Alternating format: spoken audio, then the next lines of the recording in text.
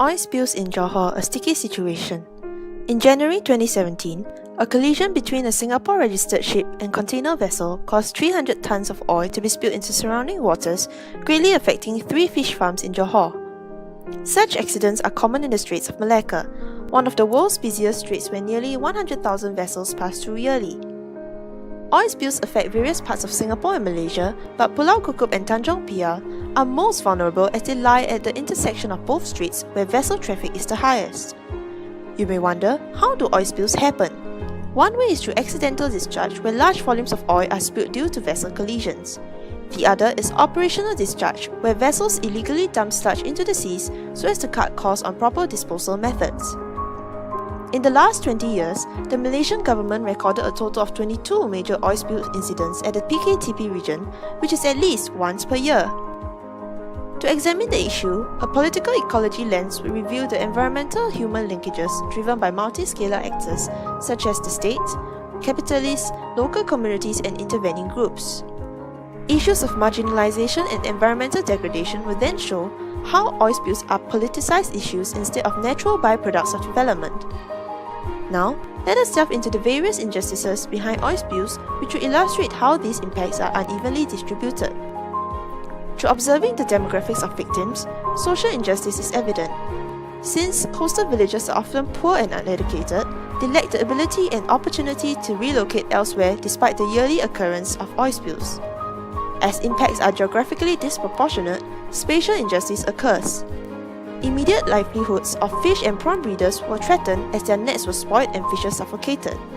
The fouling of beaches also affected those working in the local tourism industry. On a regional scale, procedural injustice occurs. When oil spills happen, vessels involved must pay a hefty fine to relevant authorities. But due to red tapes, affected villagers often receive delayed payments, are undercompensated or not compensated at all. Is there nothing done to tackle the issue? Unfortunately, states are mostly preoccupied with response-based instead of mitigation strategies. While clean-up mechanisms and legal frameworks exist, limited work is done to prevent future oil spill occurrences. With response-based measures, root causes are ignored, leading to the political perpetuation of oil spills where culpable actors reproduce violence. This means that beneath the surface, there is still multi-scalar political complexities. In fact, transboundary politics and conflicting territorial claims have been hindering mitigation strategies. For instance, Malaysia has required for special protection of the PKTP region from maritime activities. However, Indonesia has rejected this proposal, claiming that the suggested area also falls under its sovereignty. Besides, underpinning this issue is the wider capitalist system. Since the countries involved are heavily reliant on maritime trade to drive the economy, they are often hesitant to make direct interventions.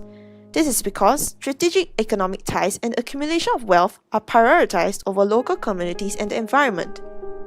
While external parties like Singapore have been involved in efforts to combat oil spills, we should remain cautious of optimism, as political objectives are often conflicting. After all, institutional mechanisms are inherently embedded in unequal power-laden contexts, and these networks remain complicated. Threats of violence remain tangled within structures that distantly and silently deprive local communities of their livelihoods. Having understood the complexities of transboundary politics, it is then extremely important for locally situated groups to participate in counter-alliances and champion representation of marginalized interests. Yet, to overturn networks of violence, a collaborative approach is needed. Some NGOs have come together to mount pressure on related state authorities, but improvements are yet to be evident.